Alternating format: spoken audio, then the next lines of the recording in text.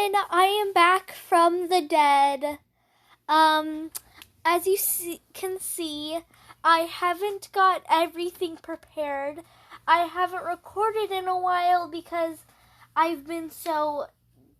Usually after dinner I want to rest and not make videos. But now it is 10:43 in the morning, so I'm energized. I am ready to do this. So, let's see. Okay, what chapter were we on? Give me a second.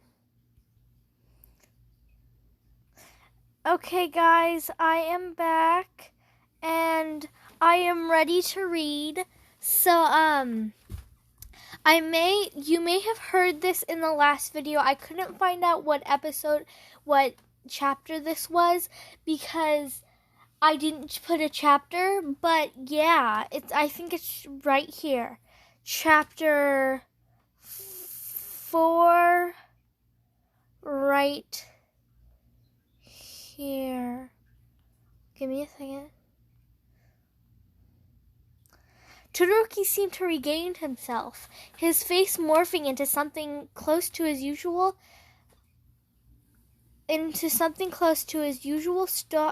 stoic demeanor, I think that's what it says, though not quite.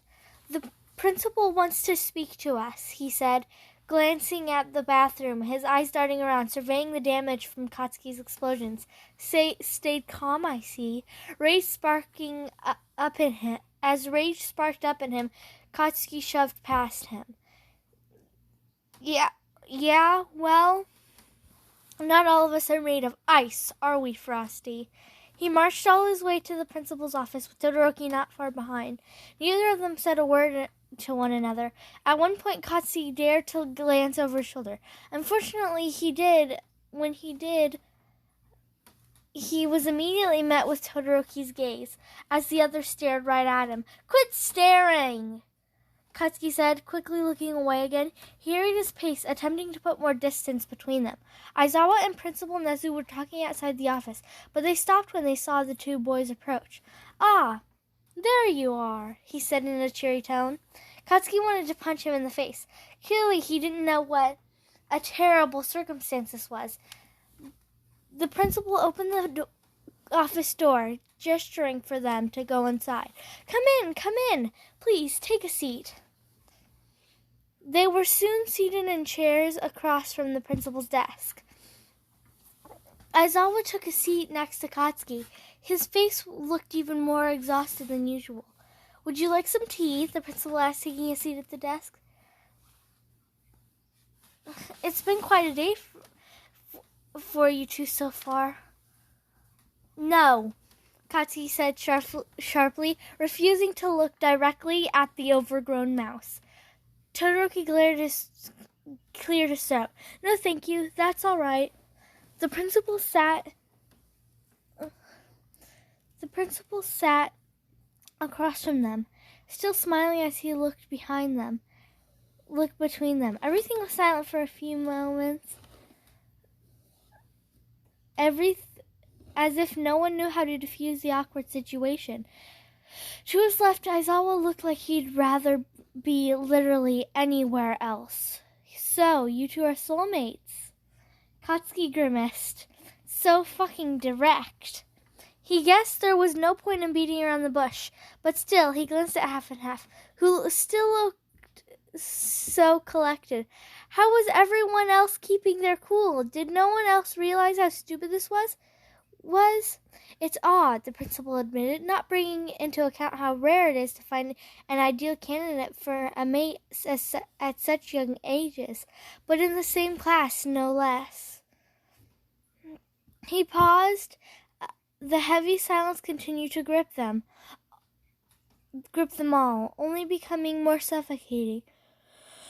and more suffocating. Sensing no one else had anything to say, the principal continued. "Even stranger is that you're both alphas."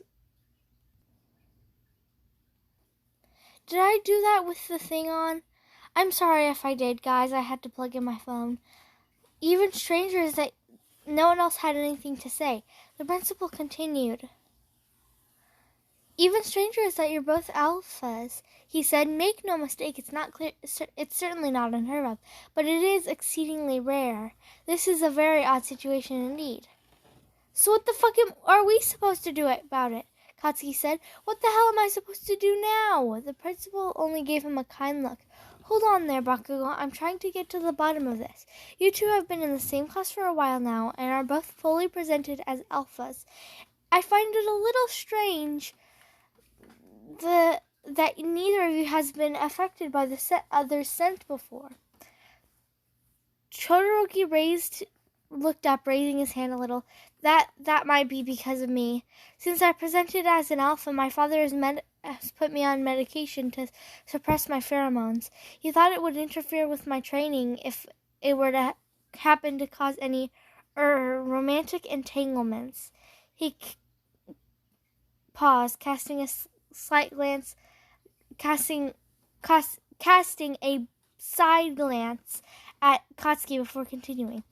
One of the side effects was that it dulled my sense of smell, enough to not fully register the pheromones of others. But it was starting to affect my quirk development, so I stopped taking it. Katsuki groaned quietly to himself.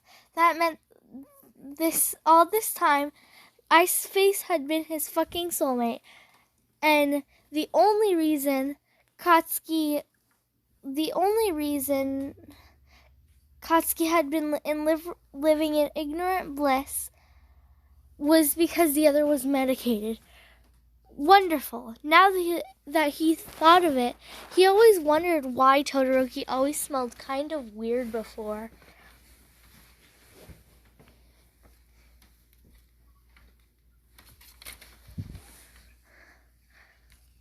The principal nodded in understanding. I see. That would do it. He sighed, looking at between them. Let's discuss your options. As it stands, you have two choices. You can choose ignoring catching each other's scents, or you could choose giving things a try for a while. You also have the option of one of you transferring to Class 1B, should you decide to want to avoid another. Isn't that right, Aizawa-sensei? Aizawa nodded. If this is going to be too much of a distraction,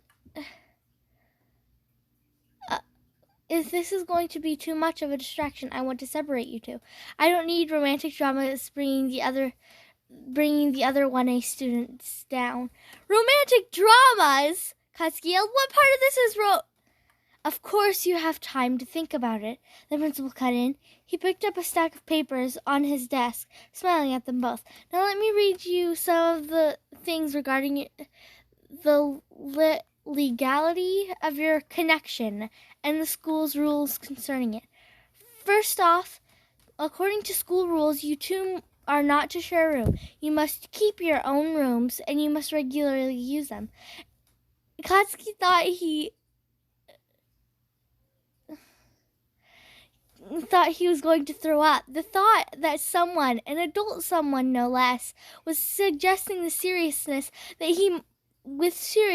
he might even think of shacking up with Todoroki was too much. Gross, he muttered.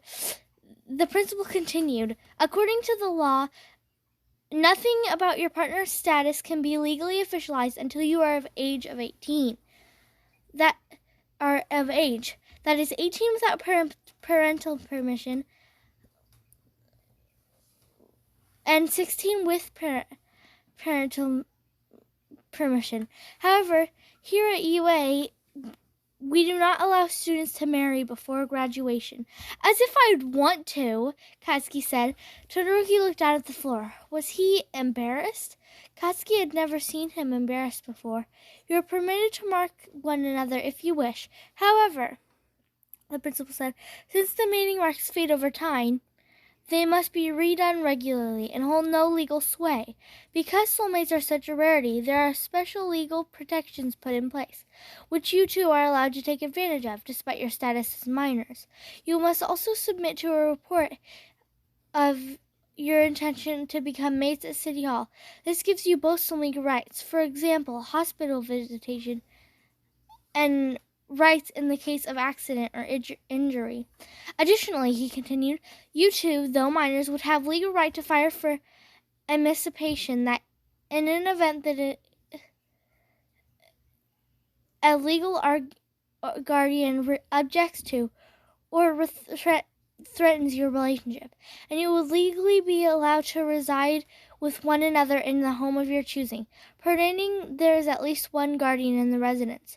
So while you cannot live with one another on campus, during school breaks you are free to reside on each other, with one another. That seemed to catch Todoroki's attention. As he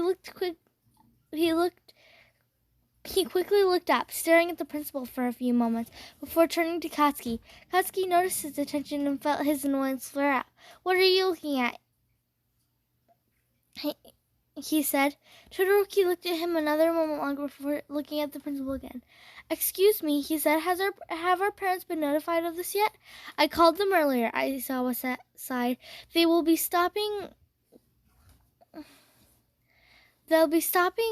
by for a meeting when we'll discuss where to go from there. The principal shuffled 2 thick stacks of paper, coming around the desk to hand one to each of them. Here are copies of the legal details. I encourage you both to take a good look at them. Well, how about both of you? Here are copies of the legal details, he said. I encourage both of you to take a good long look at them. He clapped his hands together in finality. Well, how about both of you take the day off classes today? The meeting with your parents will be at 3 o'clock. In the meantime, perhaps you could spend some time getting to know one another a little. Katsuki took out of the office before Principal Nezu could finish, slamming the office door behind on his way out. Thank fuck that was over, he thought. He took her off in a run through the UA halls, dumping the pile of papers in a trash bin before making his escape out of the building altogether.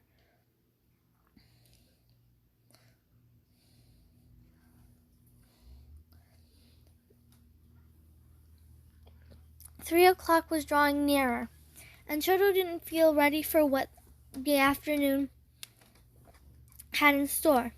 He considered going after Bakugo, and after the other Alpha had fled from Principal Nezu's office that morning.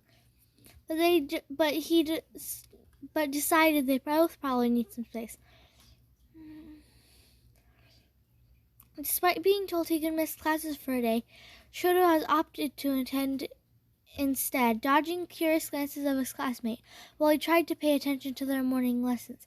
After lunch, however, he decided to leave. They had practical lessons with 1B today, since someone needed to watch the class while Aizawa is in their meeting, and it would be more troublesome to leave halfway through than not attend all together. He waited in the room, flipping the papers Principal Nezu had given him. His eyes slowly scanned the pages. He attempted to make heads and tails of the complicated legal jargon and commit as much of the information as possible to memory. He put the papers on his desk, leaning back in his chair while he closed his eyes. It was a lot to take in one day, and the day wasn't even close to done. Shoto still had the meeting between the teachers, the Bakugo family, and his father to deal with. He wondered how it was going to go.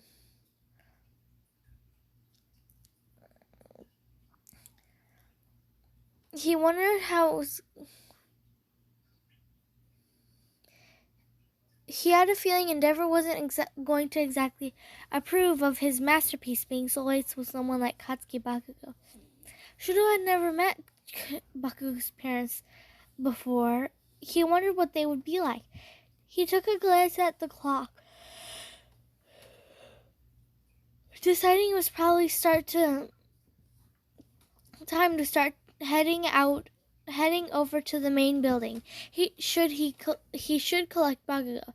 Since the explosive teen made a run for it, he could hear where the meeting was supposed to take place.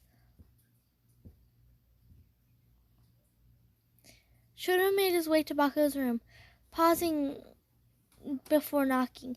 Were they really supposed to be soulmates? Shoto didn't even feel comfortable knocking on his door. No sounds came from the room, and Shoto knocked again, harder this time. Bakugo, he said, I know you're in there. Piss off, Bakugo said, his voice muffled through the wood of the door. I'm not going to any fucking meeting. Our parents will be there, Shoto said calmly. Our parents will be there, Shoto said calmly. How do you think it will go if you don't show up? The door opened to Bakugo's room opened much quicker than he was expecting, causing Shoto to take a step back in surprise. That was fast. All Shoto had done was mention their parents. Was there something about Bakugo's parents that made him change his mind that quickly? Come on then, let's go, Bakugo muttered, not looking at him as he passed. Shoto followed him out of the dorm, all the way to the main building. Once inside, it became clear to Bakugo that he had no idea where he was going. He started heading in the direction of Principal Nezu's office, but paused, looking in different directions, uncertain. This way, Shoto said, gesturing for Bakugo to follow him. The blonde huffed in irritation, but didn't argue, following behind with his back hunched and hands in his pocket. I have a question, and it's very important. What if Shoto, his hair wasn't, what if his hair wasn't red and white? What if it was red and blonde? Wouldn't that have been cool? Just think about it. But then it would look like a mix of Bakugo and Todoroki. And yeah, so just asking. Once inside, it became clear to Bakugo that he had... The blonde huffed in irritation, but didn't argue, following behind with his back hunched, hands in his pockets. The halls were empty anyway. Though the voices of students and teachers poured out of classrooms, the air between the two boys was thick enough to cut with a knife. Neither of them were thrilled to be by this turn of events, although Bakugo seemed to be taking it much worse. After what felt like forever, they finally made it to the small meeting room where the meeting was to be held. Just a word of warning, he said. You already know my father isn't exactly nice. He probably won't approve. Yeah, well, that makes two of us, Bakugo said with a furrowed brow.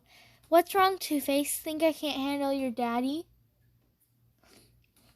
Shoto shrugged, not wanting to give in to Bakugo's goading. Sliding the meeting door open, he stepped inside. The meeting room was meant for a serious meeting. Serious meetings between teachers and parents. The room itself was decorated a little nicer than most of the other rooms in the school. Two sofas sat opposite to one another, and a wooden coffee table sat in the middle. Currently, the coffee table was laid out with cups of green tea. On one sofa was Principal Nezu and Endeavor. His father's eyes bore into Shoto fiercely as his son entered. He looked more bothered than excited to be there, that was for sure. On the other sofa sat Aizawa-sensei, along with the couple he had felt like he'd seen before, but wasn't quite sure. A man with brown hair and a friendly face, and the man had brown hair, a friendly face, and wore a pair of glasses. The woman was a spitting image of a Bakugo, with the same spiky blonde hair and narrow red eyes. She looked younger than Shoto had been expecting. Unlike Shoto's father,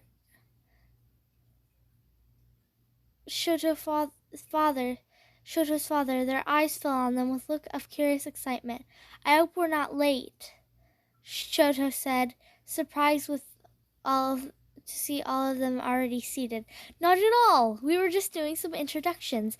The Bakugo stood up from the sofa, looking eagerly at Shoto.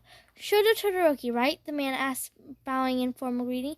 Shoto returned hesitantly, feeling flustered.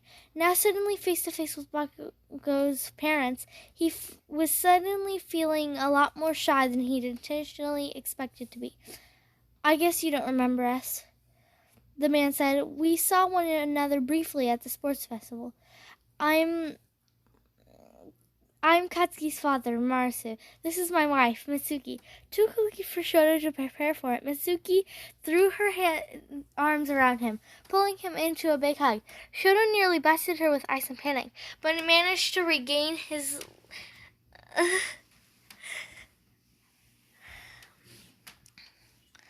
blasted her with ice and panic. Shoto almost blasted her in ice with panic, but managed to regain his emotions in the last second. "Mom, stop it! What do you think this is, fucking America? Let him go!" "I'm just so excited to meet you," she said, releasing him. "I never thought Katsuki would find anyone with that big mouth of his, and now he has a soulmate." She reached up, pinching Shoto's now heated cheek between her fingers. "And look at you, you're so handsome. What do you mean you didn't? What the fuck do you mean that you didn't think I'd find someone?"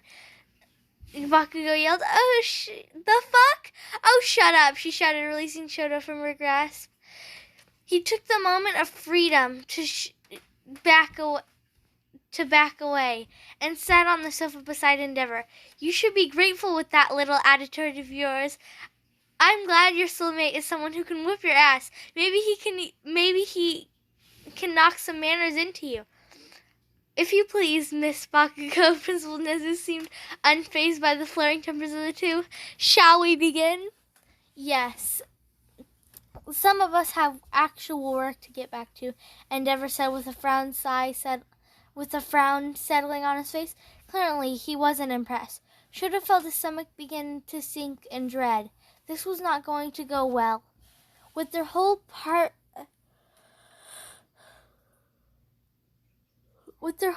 seated on the sofas, Principal Nezu started the meeting. This morning, young Mr. Bakugo and young Mr. Todoroki discovered that they were soulmates. The principal started. "This meeting is just to introduce the parents to one another and go over some details about school rules and discuss how things will happen in procedure." He smiled at the parents amably. "I'm sure you know all the legal details concerning soulmates and mates in general. Rest assured, UA has a strict policy against cohabitation on campus as a part of its new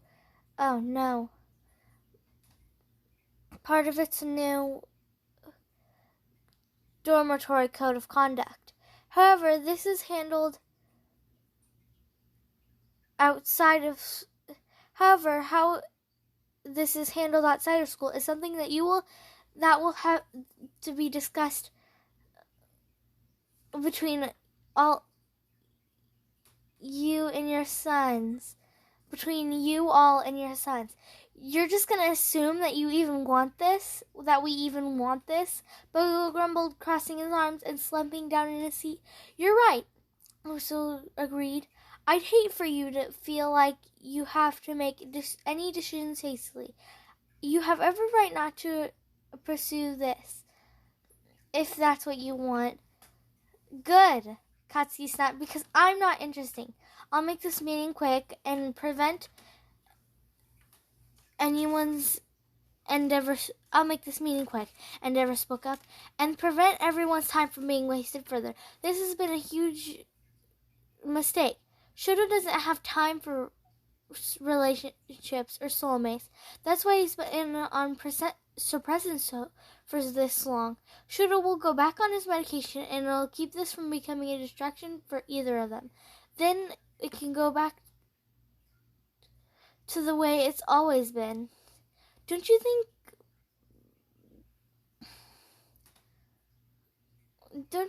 that it's something he should decide for himself? Nonsense.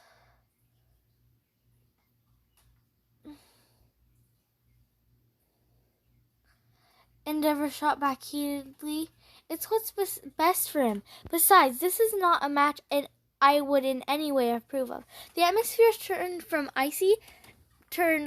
Suddenly, Mitsuki's Bakugo's back straightened, and she sat up a little. Her brows furrowed, and her lip drew on a tight line as she seemed to mull over what Endeavor said. "Oh," she said, not one of you would approve of. Something wrong with my son? Your son is a menace," Endeavor said bluntly, "completely out of control. I remember what he was like at the first festival. Worse, he's Shoto's rival. I cannot allow Shoto to become complacent by fraternizing with someone he's lost to. Shoto is going to be the number one hero, and your son will only get in the way of that." Shoto grit his teeth, fuming silently to himself. Mitsuki was a little less quiet. "A menace?" she said, jumping out of her seat, hands balled into a fist. You say your son is too good for mine, Hotshot? Come a little closer and say that again. I fucking dare you." "Dear, calm down," Marizu begged her, coaxing her back on the sofa. Shoto cleared his throat. I haven't decided what I want yet," he said. He didn't know what to contribute to the conversation, but he didn't want someone else speaking for him. He could feel his father's eyes bearing into his skull. Though he didn't look up at him, Bakugo scowled. "I still trained on the ground." Endeavor stood from the sofa. "That's all I have to say," he said. "Now, if you'll excuse me, I'll be getting back to work." He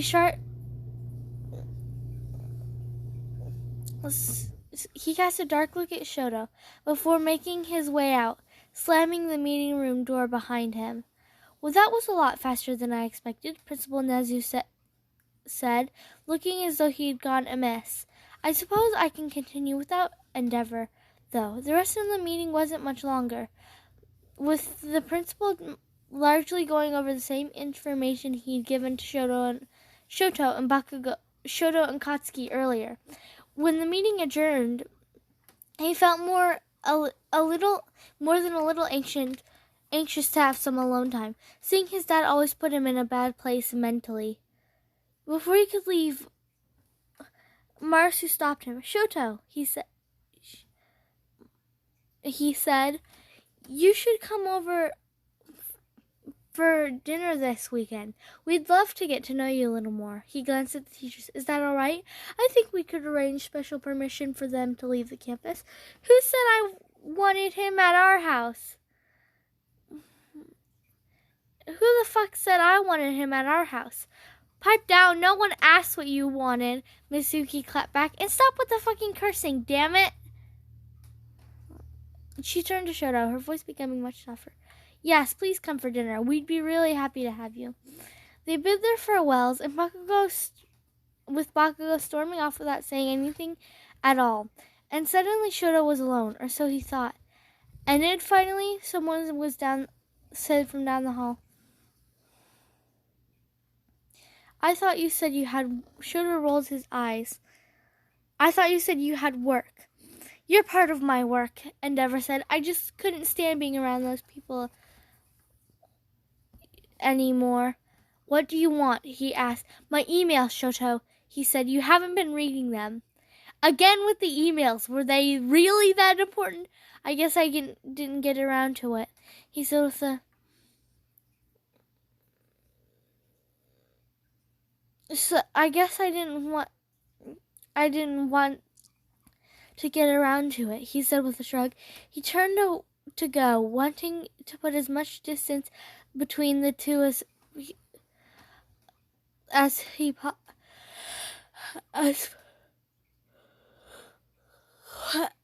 he turned to go, wanting to put as much distance between them as possible as he could. I'll do it later. See you.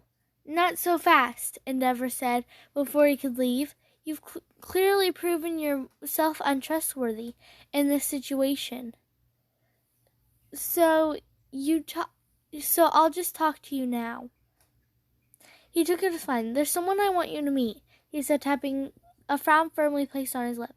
Here, shoving the phone at his son impatiently, there was a photo of a young man around Shoto's age. He recognized the school uniform he was wearing for being from one of the nicer schools in the city. The boy looked friendly enough, but he didn't recognize him. Am I supposed to know who this is? Yes, he asked.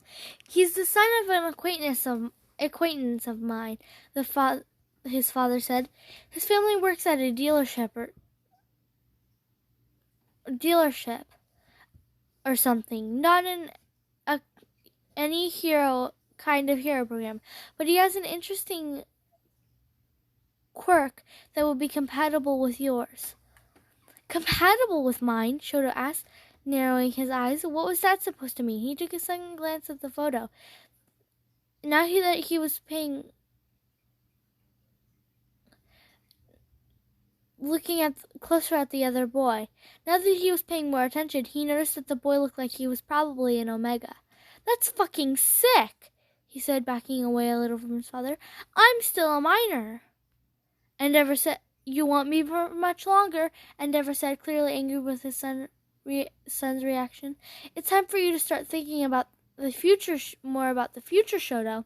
The whole situation with the Bakugo boy is making that clearer to me. Shoto shook his head, backing away from his father. That's illegal, you know. Quirk marriages. You think that it won't be found out? Did you learn anything from what happened with Mom?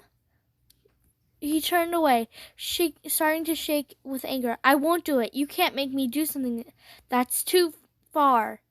Don't forget, Shoto, Endeavor said in a dark tone. I have a lot of influence in the hero industry. I can make it a lot harder for you. It's better if you just do as you're told. He paused. He growled angrily when Shoto refused to turn around. You may be my masterpiece, Shoto, but you're not perfect. There's no point in having a legacy if that legacy doesn't live on. Shoto waited for his father's footsteps to fade before slowly making his own way back to his room. He closed the door, slumping against the wall, drawing his knees to his chest. He felt like he was going to be ill, just thinking about what his father said. He immediately thought of his mother, the way she looked at him when he got the scar on his face. He buried his face in his arms, feeling like he might faint. He couldn't do it. He couldn't let this happen to another person. He couldn't become like him. Okay, I'm back. I'm sorry, I had to pause the video for a little bit. But, yeah. I was scraping into my wall, or my ceiling, and dust fell in my eye, so...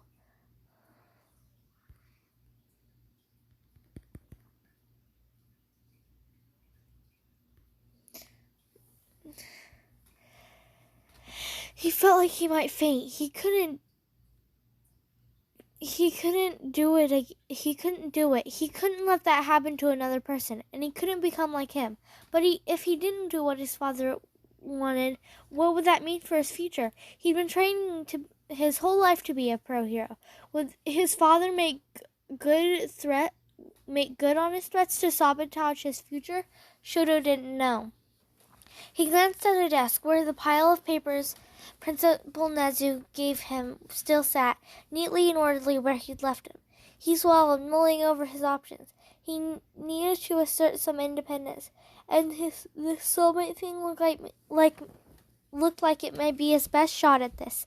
He was going to have to do whatever it took to make it work.